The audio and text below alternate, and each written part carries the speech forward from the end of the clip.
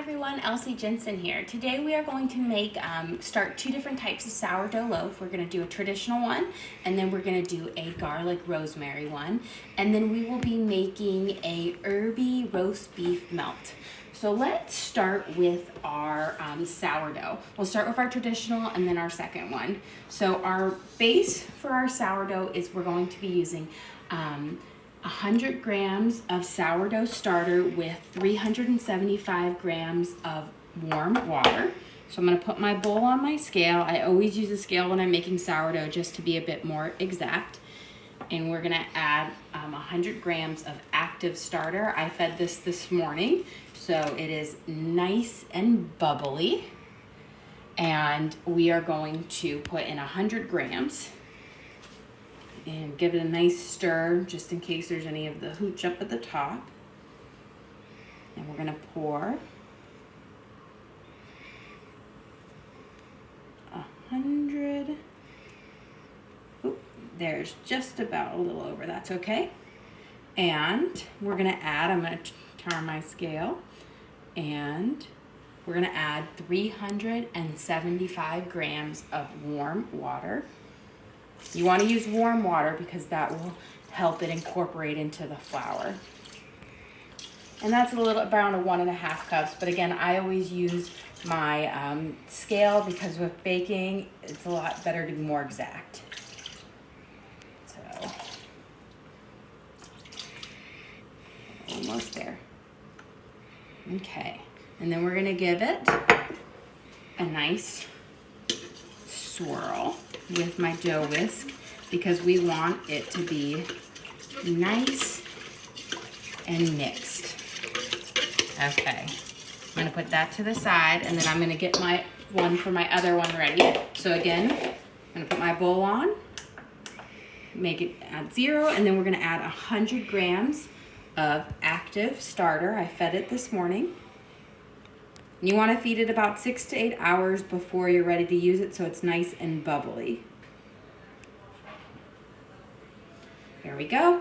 And again, we want 375 grams of warm water. So I'm making two different loaves. We're doing our traditional one, which we make over there, and then this is going to be a yummy garlic rosemary. Almost there. Okay, and then I'm going to give this a nice stir. So you want to make sure they are both mixed up well. Now for my traditional one, I am just going to add in about 2 teaspoons of regular salt. That's about like 8 to 9 grams of salt if you want to do it with a scale. And then for my garlic rosemary one, I'm going to use some garlic salt.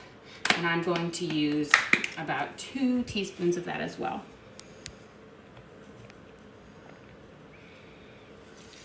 I'm going to mix that in there. Give it a nice stir.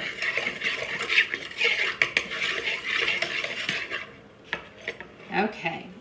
And then we are going to add 500 grams of unbleached bread flour to each one. You want to make sure you use unbleached because that's what has the good fermentation process in it. If you use bleach, your bread won't rise as well. It's the same thing with making your starter. So that's about around 3 cups. So we're at 177 grams, 352,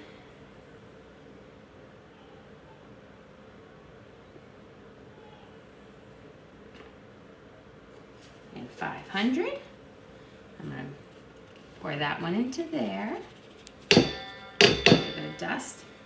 And then we'll do the same. I'm going to put 500 in here, and we'll put it in the next one. And there we go. We have, and that's about 3 cups. So we have 1, 2,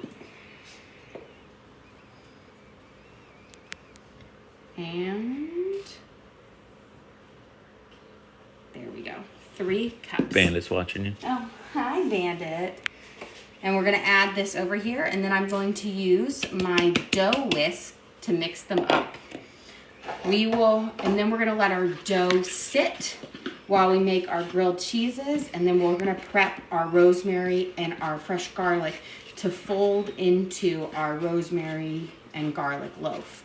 You don't add that in right away. You're gonna add that in after about 20 or so minutes. But you just want all the bread to kind of hydrate up, or the flour to hydrate into it. So we're gonna get a nice mix. I'm using my dough whisk. If you don't have one of these and you are interested in doing sourdough, I recommend you get one because they do make a big difference. They are just a lot easier to use than like a spoon. They mix so much better. Here we go. I pull my sleeve up. Okay, so we have this one nice. Your dough is going to be sticky with sourdough, and it will get less sticky with time. And now I'm going to mix up my regular one. And we'll give this a nice stir. There we go. And incorporating again, using warm flour just helps it come together, or not warm flour, warm water helps it come together a lot easier than if you were to use cold water. It helps the absorption process. There we go. Okay. So we've got our traditional sourdough, and then this will be our rosemary and garlic one. Well, let's go over, and we're going to start on our grilled cheeses, and then we're going to prep our garlic and rosemary oil for the next one in just a second. Okay, here is some of our sourdough loaf from the other day. This is the one we made 2 days ago. The one we had last night, my mom wanted to take the rest of it home, so we're gonna I'm gonna cut off 4 slices of it. You can see it has just like a perfect little bubble to it. It's really important if you are making sourdough and you're getting really big bubbles in yours, you're not folding and stretching it enough. And that's really key to do that for the 2 hours after you mix the dough, because that helps you get out some of those big fermentation bubbles and incorporates them. Okay. And this sourdough is the traditional one, the one that is, the 500 milligrams of bread flour, the 100 grams of starter, 375 grams of warm water. Okay. So the other day we made lovely New York strips with a herb butter, and I have just a little bit of that herb butter left. I softened it up in my microwave, and I'm going to be using that on our bread today. Look how beautiful that is. We made that just with some some minced up garlic and parsley and a little bit of garlic salt. And this will just add a really nice flavor to our grilled cheeses today. Here we go. And it's a great way to reuse leftovers. So I think it was on Valentine's Day, we made New York strips for dinner, and I made this herb butter to kind of put on our pan-seared New York strips at the very end, just to add a nice little deliciousness to it. There we go. Perfect. And put this one down. And then today we are just going to do a really simple roast beef melt. So we're going to be using Munster and Herby. They both have really good melting points, and they're kind of more of a mild cheese, which will allow the herbed butter to really stand out. And then we're going to put them on nicely. Make sure your cheese does not overflow the sides of your bread, otherwise it will melt onto your skillet and burn, which can add kind of a burnt flavor to your grilled cheese. And just doing that. And that's why I always, it's kind of like a little jigsaw puzzle.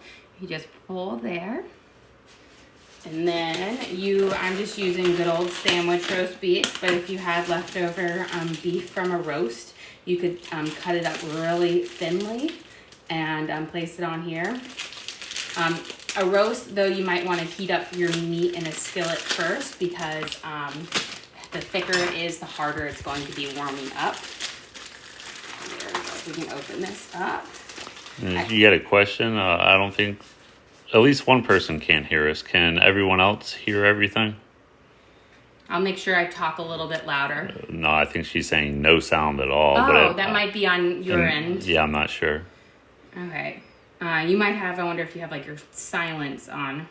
So I'm just going to put a thin layer of roast beef on each one of my sandwiches. You got a question? What are you making? We are making like our Herby roast beef sandwich, and then we are doing sourdough 2 different ways. So we're making our traditional, and then we're going to be making a like a garlic rosemary one. Everyone else can hear us, so. Okay, so just the one. Okay. We appreciate it. Thanks for answering, we want to guys. make sure everyone can hear us if we're having technical difficulties on our end. And then the top layer of cheese, so we did Munster on the bottom. We're going to do Havarti on the top. And that's just going to... Is there a reason you use 2 different? Because I love different cheeses. I'm a big fan of like the triple mixes. You could use all of one or the other. They're both very mild cheeses that have a similar things. Havarti melts a little bit nicer than Munster, but they both work really well. Is there any rhyme or reason to which one you put on the bottom, which one on the top? No, they're going to be flipped. I mean, you could even mix them up and do half and half. I just make sure when you're doing it, if I do one on the bottom, one on top, that means I'm going to get both of those cheeses in every single bite. There we go.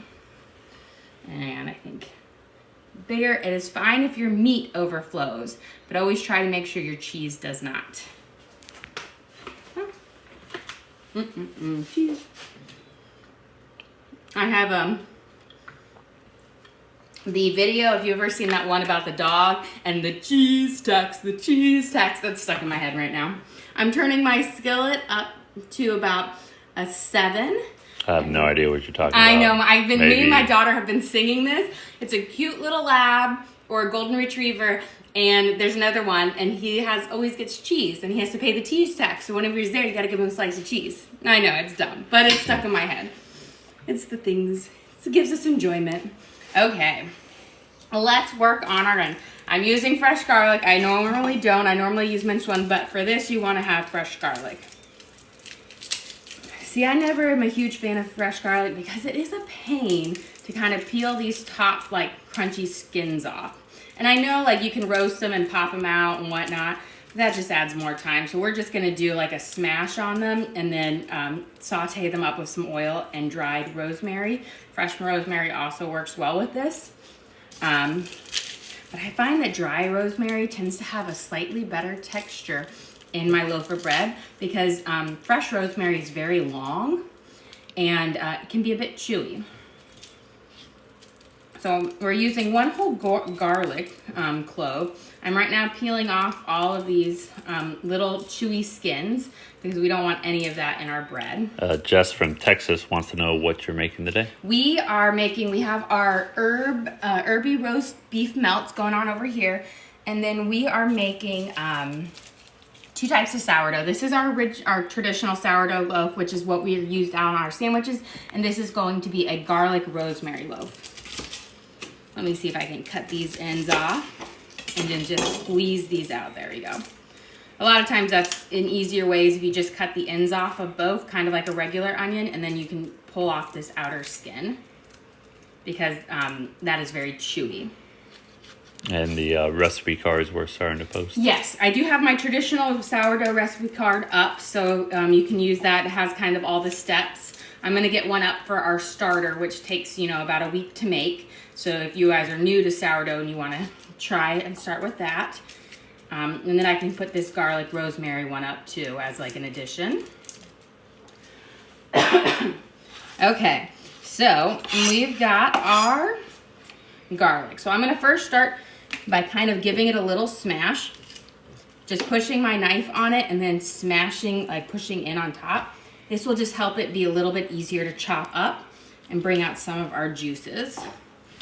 But while I'm chopping and mincing those, I'm gonna put it on medium, 2 tablespoons of olive oil in here, because we're gonna saute the garlic up in that with the dried rosemary. But first we're gonna give it a quick mince. So I'm gonna go over, you could also use a garlic press if you have. I have a garlic press, I just never use it. It's really a pain to clean. That's not true. You used to use it to yes. flatten. I used to use it not for pressing garlic. I used to wrap it with saran wrap, and I used to pound my meat with it, and I eventually broke down and bought a meat tenderizer, but I was like, this works just the same. Never used it for pressing garlic. I think it's one of those kitchen gadgets that you buy at the time and you're like, oh, this is amazing. I'm gonna use this so often, and it just sits there unused. But you will never throw it away. It will be in your utensil drawer for the rest of your life. I actually, when we had to rip out our kitchen about 1.5 years ago, I ended up doing a deep cleaning, and I got rid of so much stuff. I was like, I have brought this through 2 moves, and I have still not used it. I've come to terms with that. I was not going to use it, so I got rid of a bunch of stuff, and I replaced it with a bunch of stuff. Okay, we are hearing a nice sizzle on our grilled cheese. Or is this over here? Let me get out my fish spatula and we'll look at it. I do 2 flips, so don't worry, they're not the golden color that we want yet. I'm gonna turn it down just a little bit. I do the first flip is to heat the bread through and to warm the cheeses so that it melts nicely. The second time through is to get the nice golden crispy crunch on it. Especially since I cut my bread a little bit thicker, because I prefer more bread to sandwich, because you know, I just love bread. And you know what's really funny is my husband used to tell me he didn't like sourdough bread. He just hadn't had my sourdough bread. He now loves it, and he's always like, ooh, you're making another loaf? But I do, if you can get sourdough, and some have a really strong tart flavor to it, and then some is more mild. The more mild sourdough is made from white flour, and the more tart sourdough is made from whole wheat flour or even rye flour. That has a stronger fermentation process, which gives you an even more sour taste to it. So my family, I love the really tart, but most of my kids and my husband only like the mild sourdough. Okay, so now we have this is our fresh garlic, and it is fairly minced up. Nice, easy. We're gonna pop it in our oil, which is warming up over here.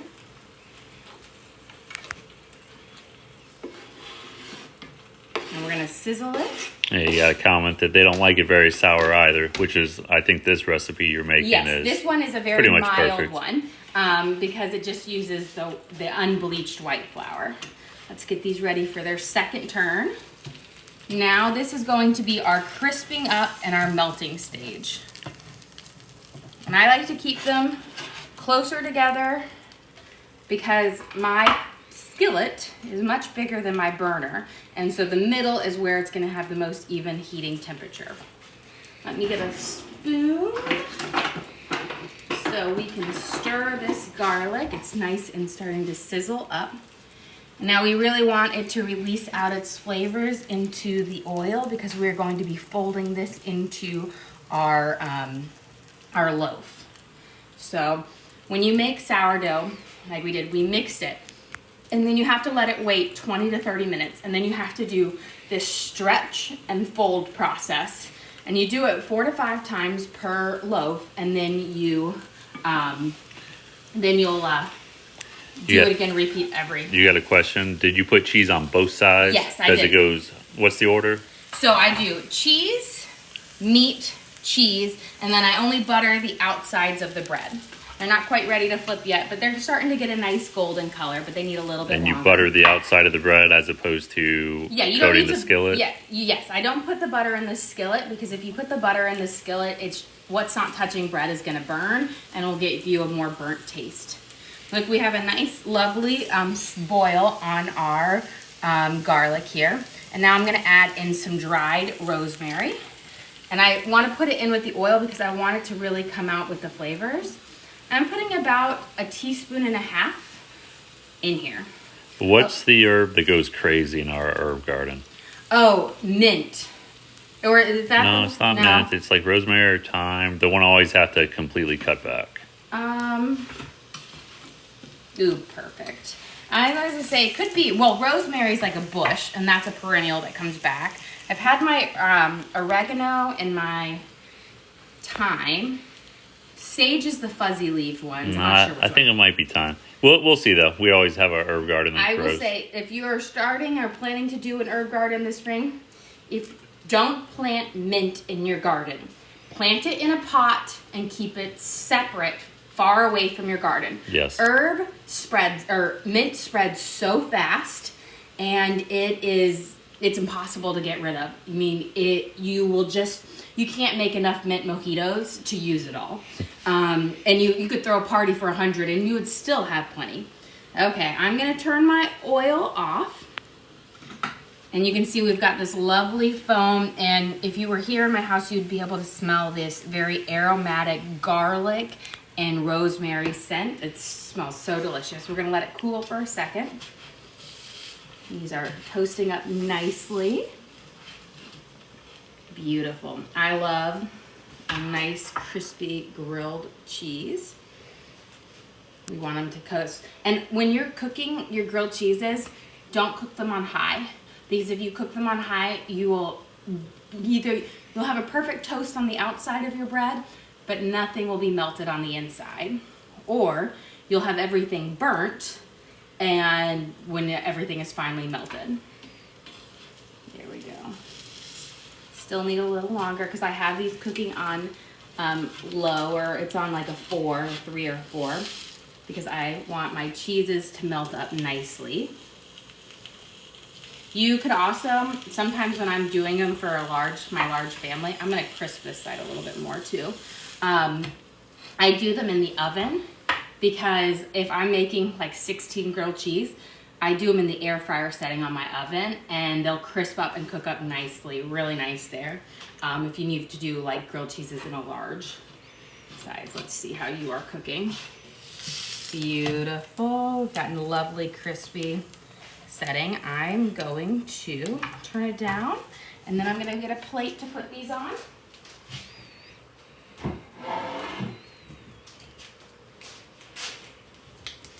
There we go. You want them to, and then I'm gonna move them over here. See how this guy's crisping up nicely. He needs a little bit more. This one was slightly bigger than my last one, so we're gonna let that one cool. And then here you can see it is all, the foaming has come down, and this is our toasted garlic and our rosemary, and it's gonna have the oil will be folding that into our loaf, but it's going to have a really lovely aromatic flavor. So I'm gonna clean this area up over here so that I can show you how we're gonna fold it in. Let me check this guy. Perfect. Got him. I'm gonna turn my skillet off. And then I'm gonna show you the folding process. And this is what's going to get rid of your bubbles in your sourdough. So it's really important you do this, and you gotta do it every 20 to 30 minutes for about 2 hours straight. So about 4 different sessions of the pull in this stretch. So we'll start with our traditional one. I'm gonna take my dough whisk out. Now this sourdough is always sticky, and there's nothing wrong with it. You want it to be sticky because that's gonna give you a nice thing. What you do if it's just a little bit sticky is I always just sprinkle a little on top of my dough, and then I'm gonna just cover your hands like this so they're nice and floured. That way the dough's not gonna stick to you. And then what you're gonna do is you're going to pull it out, stretch and fold. Pull, stretch and fold. And you're kind of gonna work around like you're doing 4 corners. And you're gonna do pull, stretch, and fold. And That's our first stretch of the fold, pull, stretch. You're gonna do that, you're gonna repeat it. You don't have to do much, it's not a lot of work. I said sourdough, it's not a lot of work, it's a lot of time, and it's a lot of wait time. So we have that one. Here, I'm gonna kind of push it all out, and then I'm gonna sprinkle. I'm actually gonna put this on, and then I'm gonna sprinkle with the flour. So this is our Herby oil and rosemary, and I'm gonna kind of spread that all over. We're gonna put this in here, and then before we do the stretch and the fold and the flour, I'm just gonna kind of tuck it over because it can be a little bit hot. There we go. Now, I'm gonna coat my hands and the top of that bread, and then I'm gonna stretch and fold this in. And after you do these several fold sessions, then what do you do with it? Then we are going to sit it on the counter for about 4 to 6 hours until it's kind of doubled in size. Then after that, I'm just kind of twisting, there we go. After this, then you are going to put it in your banneton, which is a special sourdough bowl, or it's like a basket. Basket. It has a cheesecloth on it so that it will fold out nicely. You'll flour that, you'll put it in there. Well, you'll kind of stretch it out into a rectangle. You'll fold each side into it, roll it up into a loaf, and you put it in your banneton basket. And then you cover it with either plastic wrap. I just put it inside like a plastic grocery bag, and then you stick it in your fridge for 24 to 48 hours. I don't think we have a video on that. We could do a short on it next time we do it. And that's really important because the fridge bulk proofing creates that big spring when you bake it in the oven. So it's a really key step. And it could be in the fridge for up to like 2 days or up something. to 48 hours Yeah. it can be. I had it once in there for like 52, so it can really go. I mean, after a while it would flatten. But here we have our two things. In 30 minutes, I'm going to do that fold and stretch again because you do it, and I'll do it 3 more times for the next 2 hours. It's a very important step. And when will these be baked and finished? We can bake them as soon as tomorrow night. So that's kind of nice. It's like a 2-day thing. So let me wash my hands, and we're gonna cut open our grilled cheeses so you guys can see the lovely melt. And then we'll be ready to let you guys go. So let's see. This small one is mine, so I'm gonna cut in. There we go. We're gonna do a nice, see the nice melty cheese in the middle, and that you can see the herbed butter on it.